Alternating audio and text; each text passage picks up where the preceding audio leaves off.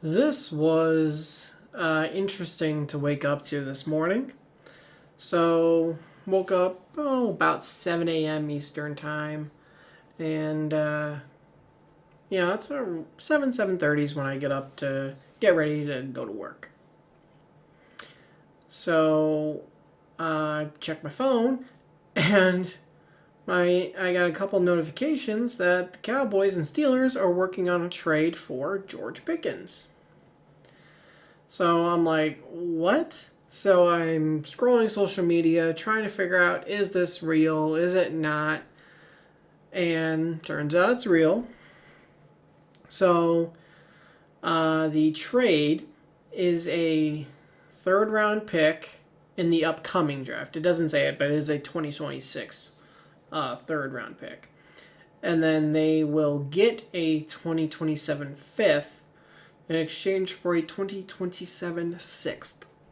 So you move up around from the 6th to the 5th. It's very similar to the DK trade where we move from the 7th to the 6th. And that trade, that when we traded for DK, doing that little move, is what allowed us to get Will Howard. And then obviously the Cowboys got George. So in this video, I plan to cover, is this enough compensation? Why now? What does it mean? Stuff like that. So I'll try to give as much of my thoughts as possible on why this was done today. So let's just cover the compensation first. So the Steelers got a 2026 third rounder. I don't have water. I thought I did. And what that means for the upcoming draft is if you include the projected compensatory picks, the comp picks for losing the people we lost, Dan Moore, Justin Fields, Russell Wilson, and James Daniels are really the four main guys we're getting comp picks for. The draft for the Steelers, when you also include this, would go 1, 2, 3, 3, 3, 4, 4, 5, 5, 6, 6, 7. So just think about that. We're going to have 5 picks in the first roughly 100.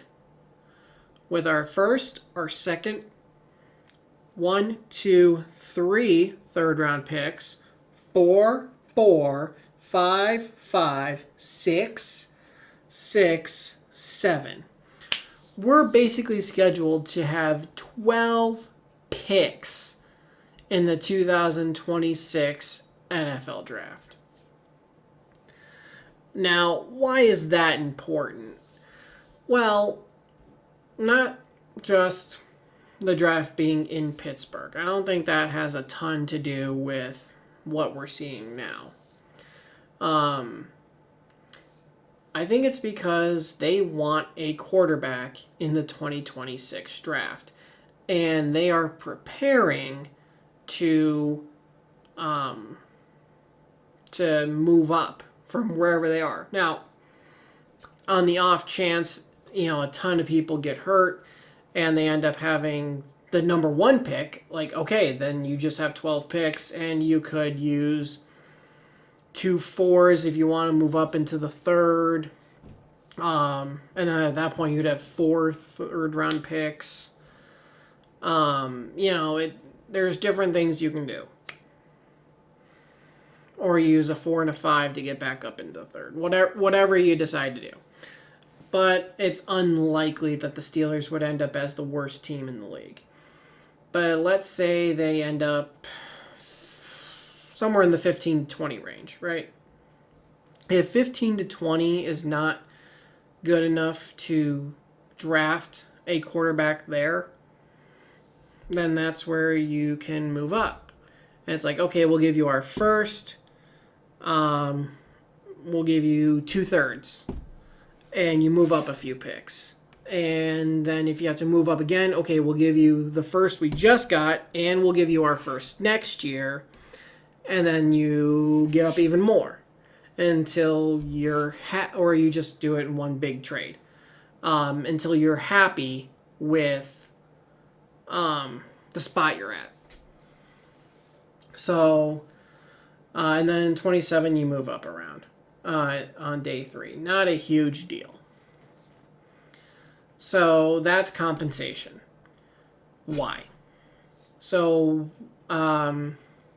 obviously it takes 2 to tango. And if teams weren't willing to give you draft picks this year in the 25 draft, then you're like, you know what? We'll hold on to George for now.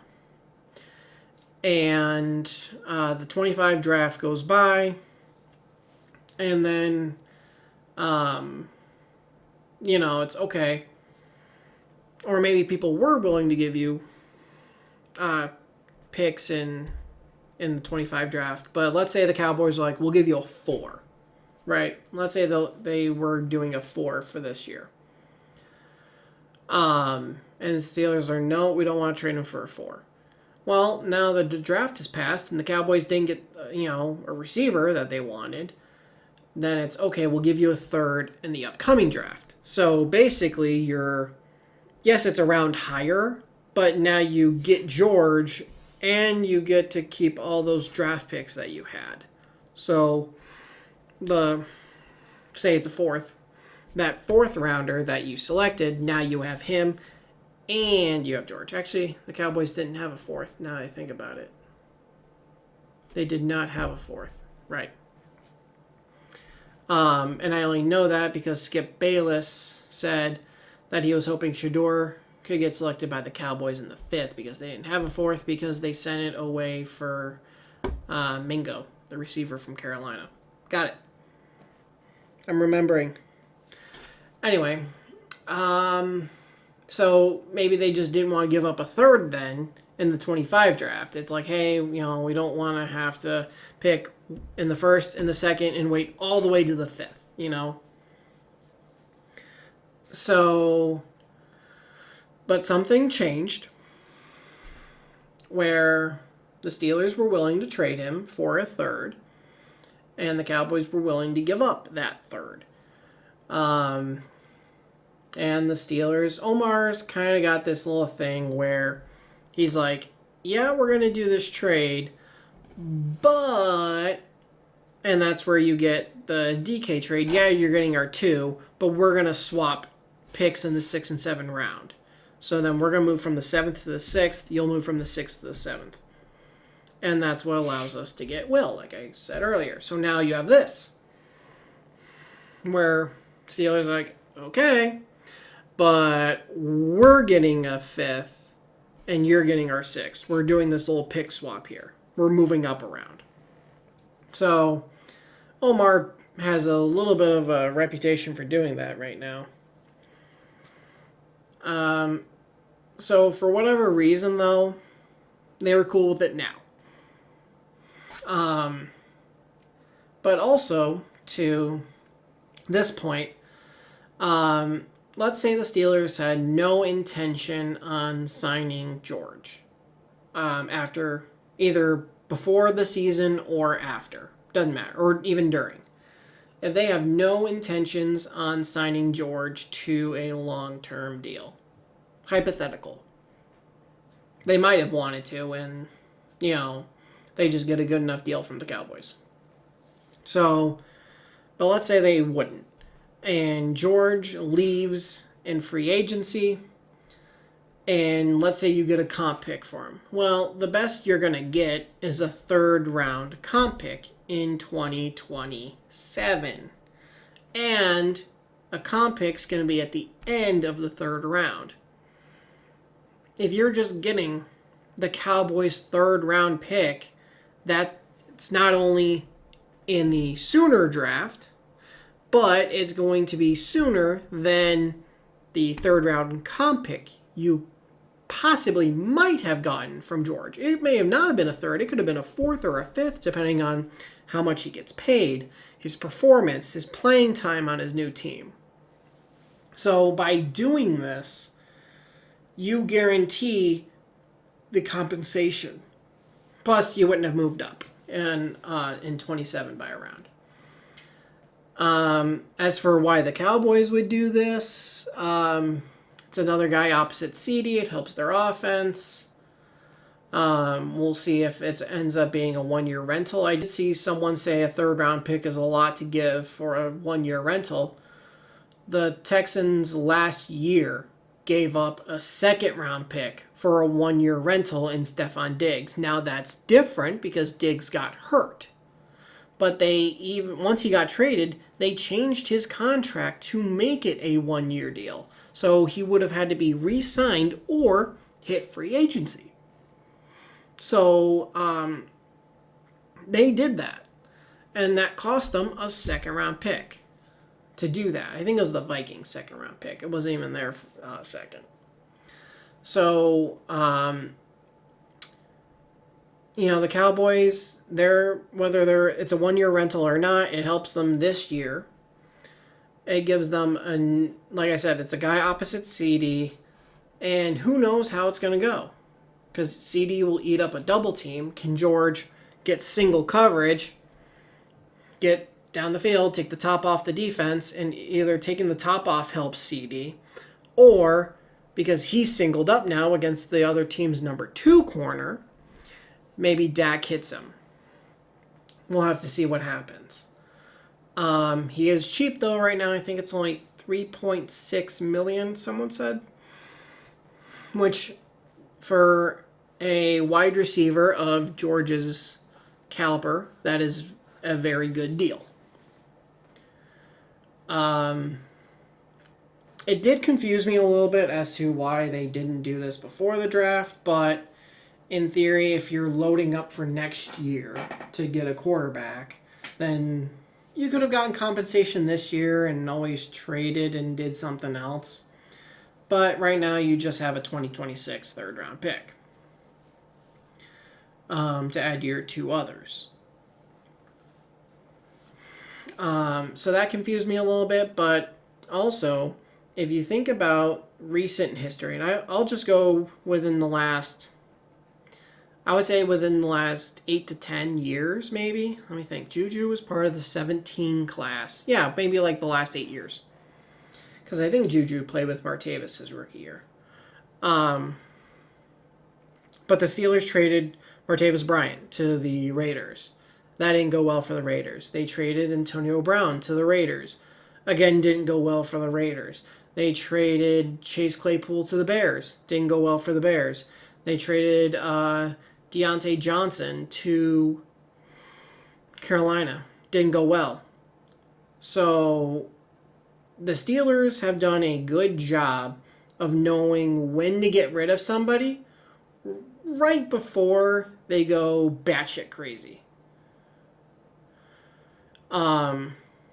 Because Antonio Brown never took a snap for the Raiders. Bryant, I think, maybe played a year for the Raiders. I'm trying to remember. That's like the 8 years ago-ish. Somewhere in the 8 to 10 years ago. And then, who was the other one? Chase Claypool. He's not even in the league right now. And that was the pick we got for Joey. That ended up being the first pick of the 2nd round, number 32 overall, because the Dolphins had to forfeit their 1st round pick for tampering with Brady. And then Deontay Johnson didn't finish the year with Carolina. Like, they do a good job of ditching it. So I'm going to trust it. And we're going to see what happens. I mean, if George Pickens is the model citizen on and off the field, because that's the thing, his stuff is mostly on the field, where, it's his antics, whether he's tackling the guy who doesn't have the ball intentionally, pulling Jordan Lewis to the ground by his face mask after you lose a game to the Cowboys, he's been fined. Now, mind you, he's finished 3 years in the league. This is year 4. He's been fined 10 times by the league. 10. For different things, whether it's his celebrations, his antics, whatever. The Steelers said, enough is enough. Bye-bye.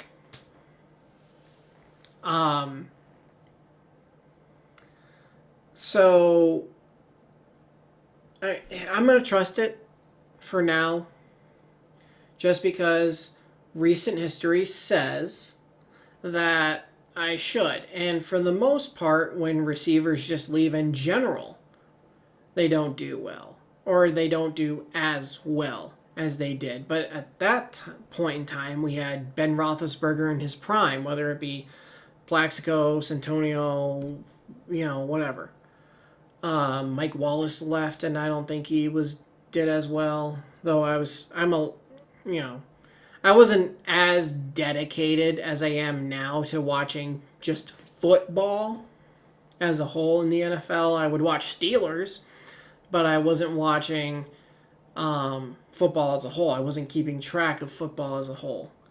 So, if Mike lit it up, and I think it was Miami he went to first, I'm not sure, but I don't think he did as well after leaving Pittsburgh.